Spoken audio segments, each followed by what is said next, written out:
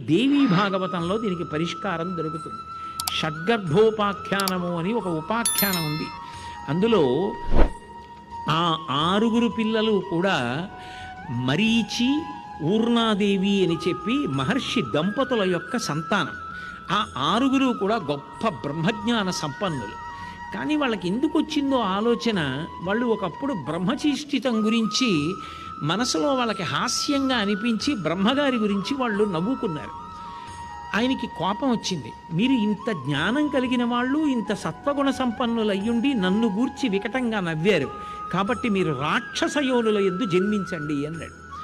వాళ్ళు, మేము నవ్విన మాట తప్పే, మేము అపరాధం చేసింది దోషమే, కానీ మేము రాక్షస యోనులలో పుడితే మళ్ళీ తరించడానికి మాకు అవకాశం ఎక్కడుంటుంది అని బాధపడ్డారు.